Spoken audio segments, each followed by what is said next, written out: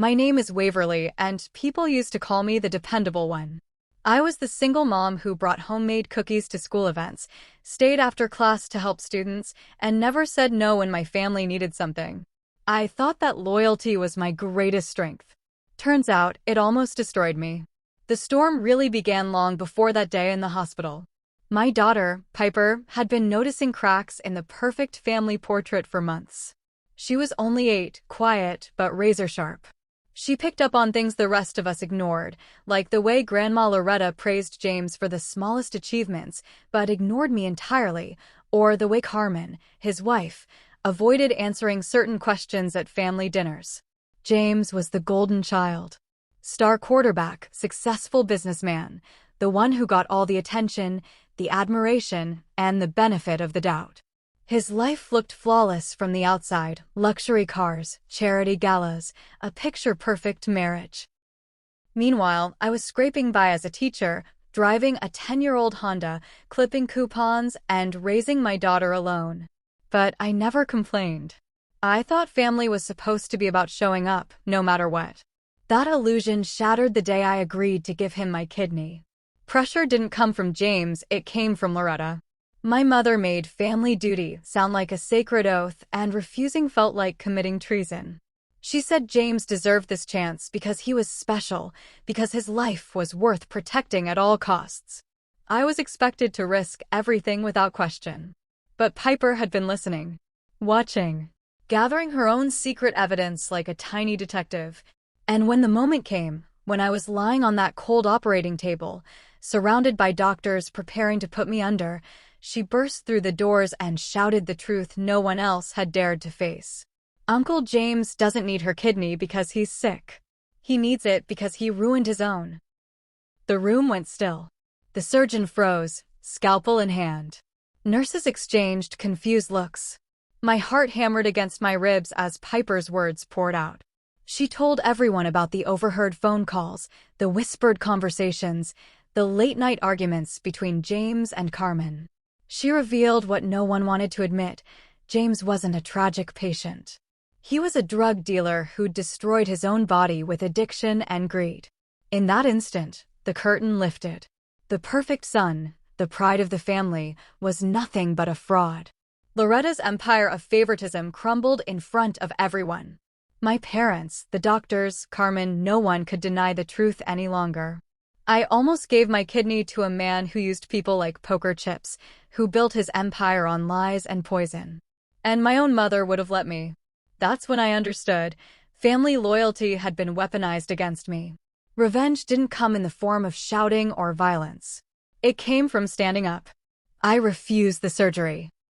I walked out of that hospital still whole, with Piper's small hand gripping mine. Loretta tried to call me selfish, but her words no longer held power.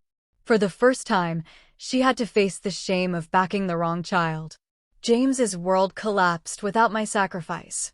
The truth about his business spread fast, clients and friends disappearing overnight. Carmen left him, the real estate company folded, and his name became something people whispered about in disgust instead of admiration. Meanwhile, Piper and I finally found freedom. The same apartment that once felt small suddenly felt like the safest place on earth.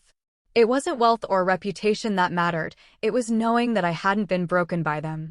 My daughter's courage saved more than just my kidney. It gave me back my life. So when people ask me why I smile now, why I don't speak to my family anymore, I tell them this: revenge doesn't always look like a grand plan. Sometimes it looks like refusing to play the role they've written for you. Sometimes it looks like an 8-year-old girl standing in a hospital room, telling the truth so loudly that lies can never cover it up again. In the weeks after that hospital scene, silence spread through my family like smoke after a fire. Nobody wanted to look me in the eye. Loretta stopped calling, not because she was sorry, but because she couldn't admit she'd chosen the wrong child to protect. For her, silence was easier than accountability.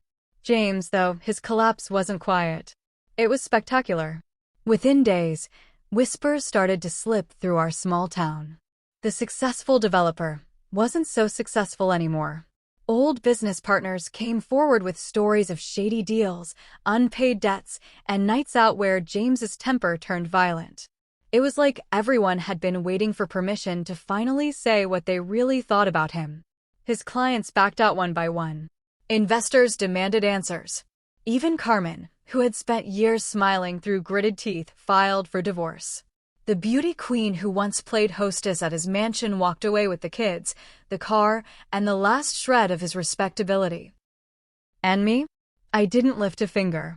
That was the sweetest part. My revenge was already in motion the moment I said no to that surgery. The one thing James had always counted on, my loyalty, was gone. Without it, his entire empire fell apart like a house of cards. I'd pass by his old office sometimes on my way to school. The big sign that used to read prestige properties had been taken down, leaving only faded outlines on the building. People walked past like it had never been there. I can't lie, it gave me a quiet satisfaction every time. Piper noticed too. One day, as we drove by, she asked, "Mom, does Uncle James still think he's the favorite?" I laughed so hard I nearly missed the stoplight. "Sweetheart," I said, "sometimes being the favorite just means you're the one who gets protected the longest." But truth always catches up. It did catch up. James eventually moved back into Loretta's basement, his kingdom reduced to 4 walls lined with old family photos. The same mother who once put him on a pedestal now had to feed him under her own roof, watching her golden son tarnish day by day. That was karma's hand, forcing her to live with the wreckage she helped create. I stopped feeling guilty. For years, I'd carried shame like a backpack full of stones, shame for being divorced, for being broke, for not measuring up. But in watching James fall, I realized I had never been the failure in this family. I was the survivor. And Piper? She was the hero no one expected. Every time I looked at her, I thought about that moment in the hospital, her tiny frame standing tall, her voice cutting through decades of lies. My daughter didn't just save my life. She ended the reign of a family dictatorship built on favoritism and silence. That's the thing about revenge. Sometimes you don't plan it.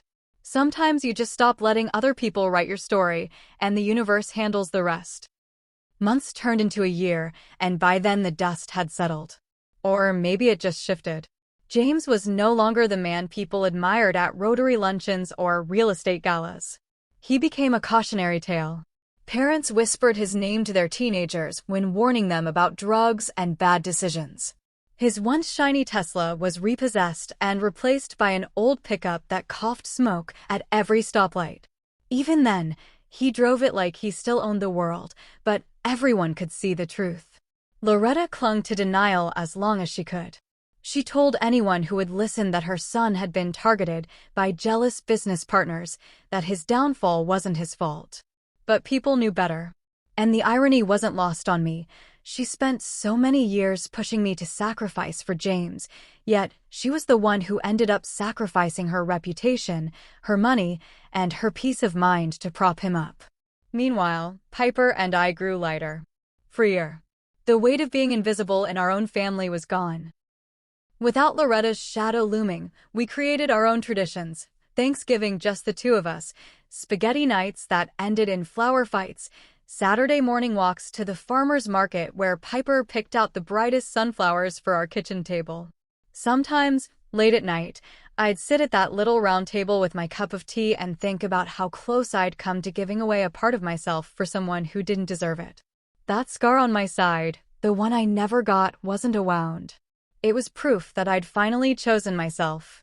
The sweetest part of revenge was realizing I didn't need to do anything else. No dramatic confrontations. No shouting matches. Just living well, loving my daughter, and letting the truth rot the lies from the inside out. One afternoon, Piper and I ran into Carmen and her kids at the park. She looked tired, but free in a way I'd never seen before. Our eyes met, and she said quietly, "You saved more than yourself, you know." I didn't answer, but I felt the truth of it in my bones. Because that's the hidden power of revenge. Sometimes it doesn't just topple the person who hurt you. Sometimes it ripples outward, setting other people free too. And James? Well, the last time I saw him, he was mowing Loretta's lawn in the sweltering summer heat, sweat dripping down his once pristine designer shirt. No entourage, no applause, no empire, just a man who finally had to work like the rest of us. I didn't say a word. I just drove past with the windows down, Piper humming along to the radio beside me, both of us smiling like we owned the world. Because in that moment, we did. For most of my life, my brother James was untouchable. Everything about him gleamed: his house, his job, his marriage, even the way my parents looked at him. He was Loretta's masterpiece, her crown jewel. Me? I was the extra brushstroke on the canvas, there, but not worth talking about. I told myself it didn't matter. I had Piper. I had my classroom full of fourth graders. I had my little apartment that smelled like coffee and crayons and spaghetti sauce simmering on Sundays. What I didn't have was recognition. In Loretta's eyes, I would never be enough. But still, when James got sick, I agreed to donate my kidney. Not because I wanted to, because I was expected to. Family duty, Loretta said, her voice sharp as glass. This is what family does. James would do it for you. But that was the biggest lie of them all. James would never have risked his body for me. He wouldn't even miss a golf game to help me move boxes during my divorce. Yet here I was, being told that my worth as a daughter, as a sister, hinged on slicing open my body to save him. And maybe I would have gone through with it. Maybe I would have given up a part of myself just to earn a crumb of approval. If it hadn't been for Piper. That day in the hospital, everything changed. My little girl barged into the operating room, her voice cutting through the sterile air. Don't do it. Uncle James doesn't need her kidney because he's sick. He needs it because he ruined his own. Doctors froze. Nurses glanced at one another. My heart tried to leap out of my chest. Piper told them everything about the late-night calls she overheard, about Carmen crying behind closed doors, about the packages that came and went from James's house when no one was supposed to be watching. My 8-year-old, who people always underestimated, had been putting the puzzle together piece by piece. And in that moment, the puzzle became a picture no one could ignore. The fall. James's empire cracked fast after that. Without my kidney, his health tanked. Without his health, his business floundered.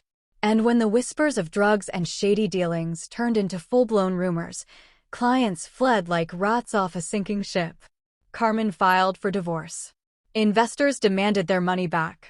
The man who once strutted through town with his chin high suddenly couldn't pay his bills. The mighty had fallen, and I hadn't lifted a finger. The sweet silence. Revenge isn't always loud. Sometimes it's the silence afterward that cuts the deepest. Loretta couldn't spin this into a victory.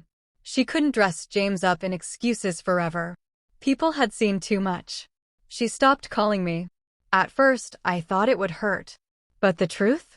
It was a relief. No more demands. No more guilt trips. Just quiet. And in that quiet, Piper and I built something stronger. Our home became our fortress, filled with laughter and flower fights and late-night storytelling. The family that had tried to break me no longer had any power here. I saw James one last time before I cut ties completely. He was mowing Loretta's lawn, his once perfect life reduced to sweat and grass clippings. No audience. No pedestal. Just a man brought low by his own choices. He looked up as I drove past. Our eyes met for a fraction of a second.